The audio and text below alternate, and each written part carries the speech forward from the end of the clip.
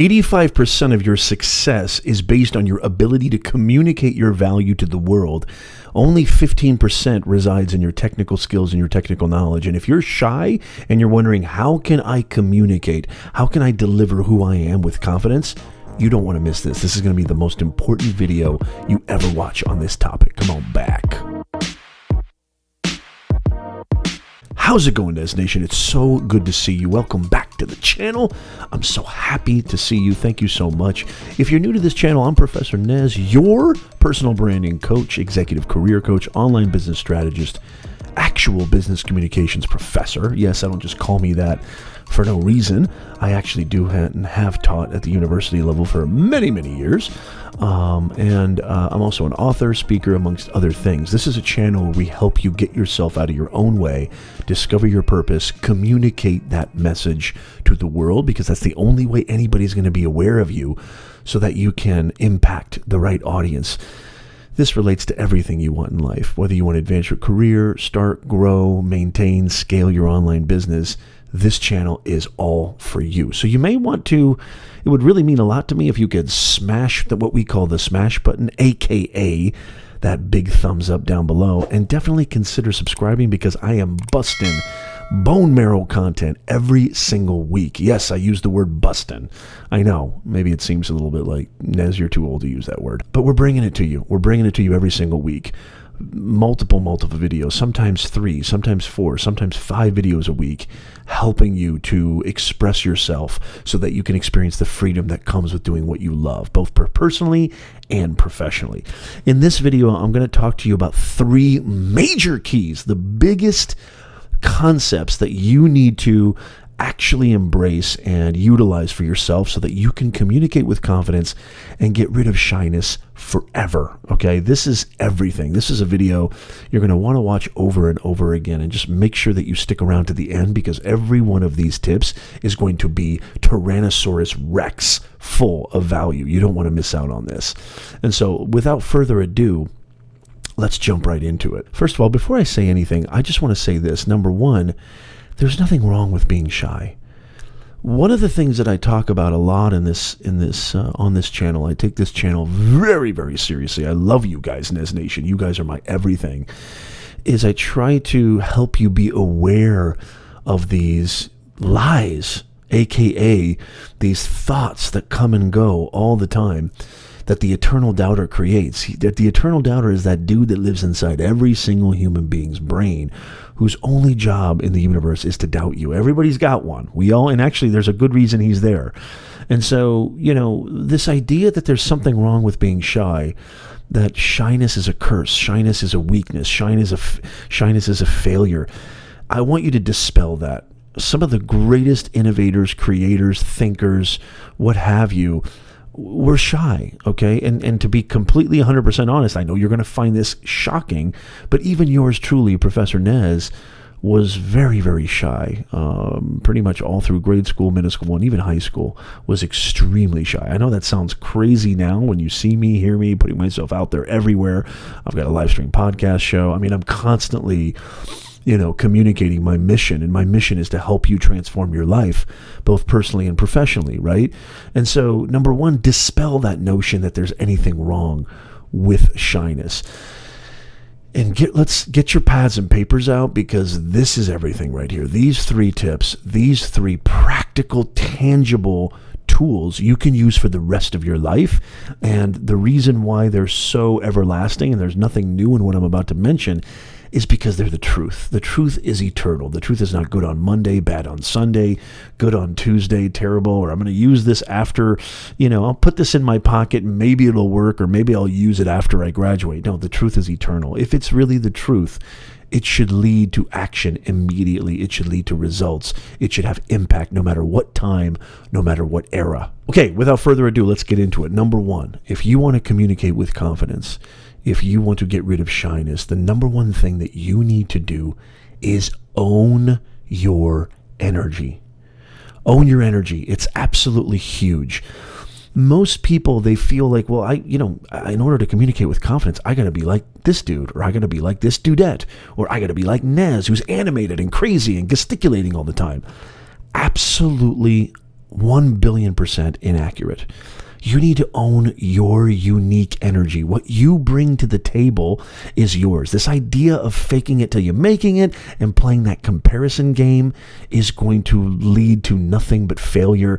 And that failure over time is going to cement itself as you're going to have this false truth that has cemented itself in your brain because how you interpreted that failure was completely inaccurate. And I don't want to see that happen to you. Own your own energy. For example, here's a perfect example. I have my energy. I have my way of delivering. I have my, format, which is extremely animated, can be sometimes annoying. I totally get it. Some people are like, my God, Nez, you're too much. Maybe even overburdensome is maybe a better word. My wife. This is a perfect example. My wife is the exact opposite of me. She is not, this kind of cyclone, windstorm or this tornado or this hurricane of a personality that I have. She's very, very, internal, almost you could say introverted maybe, but also, is not super in your face and has a very almost quiet, subdued energy. But yet when she speaks, she owns the room. Own your energy. Your energy is unique. Your energy is yours. If you're trying to be like somebody else, you're destined for failure. It takes great effort. Don't ever forget this, Nez Nation. It takes great effort. It takes a lot of work to be somebody. I'm going to be somebody. I'm going to be like him. I'm going to be like her. It's a lot of effort, and it's impossible to sustain long term. It takes a ton of effort to be somebody, but it takes zero effort. Zero, Nez Nation.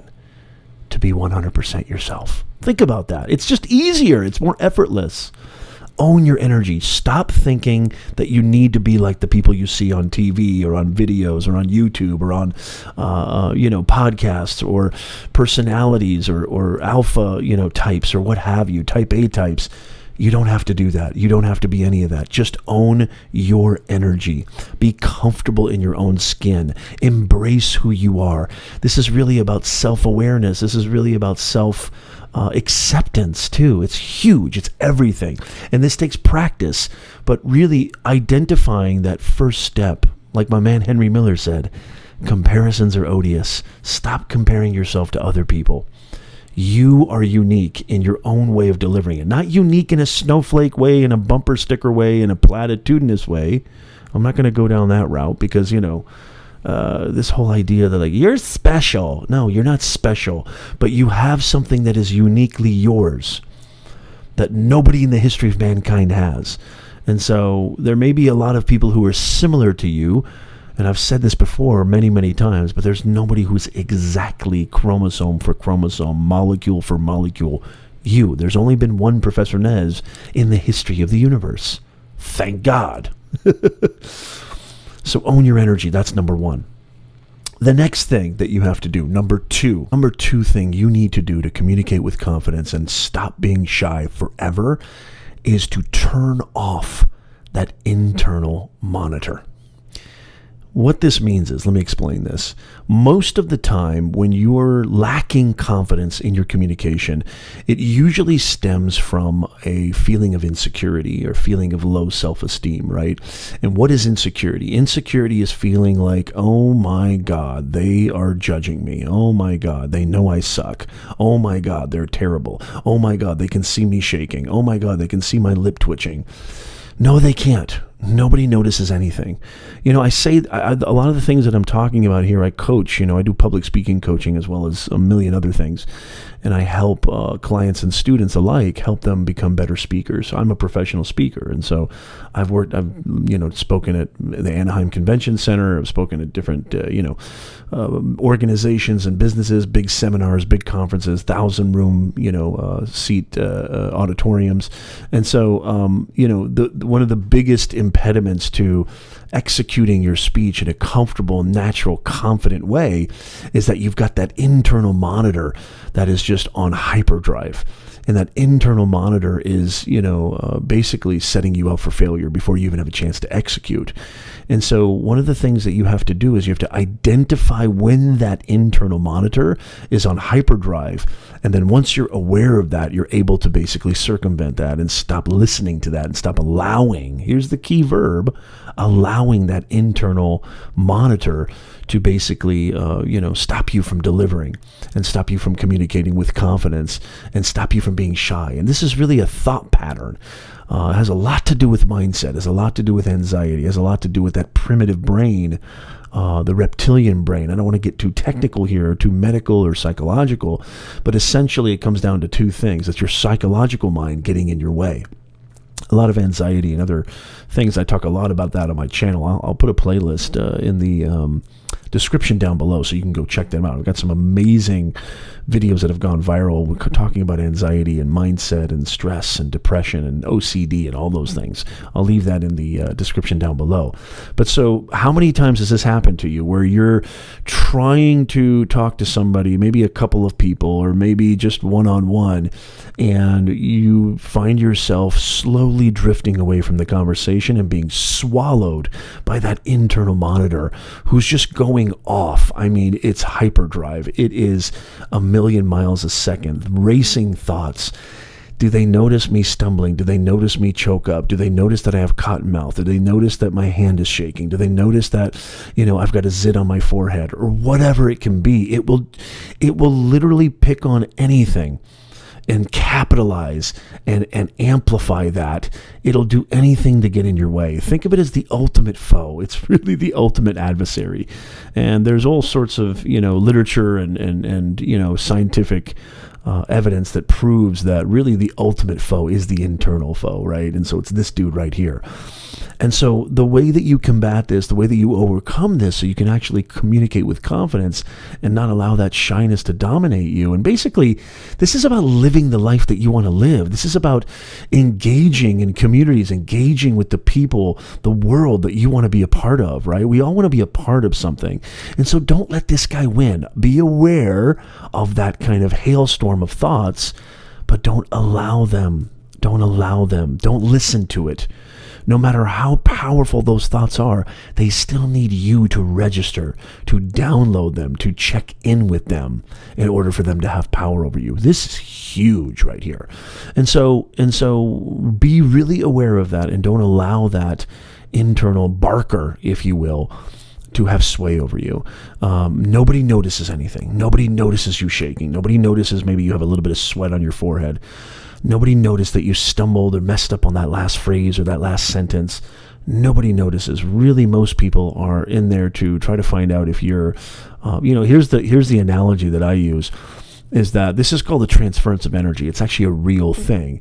Getting back to coaching my public speaking clients and my students, most people, your audience, because this is where that insecurity comes from, is that the audience is against me, the audience hates me. The audience is not in an adversarial position.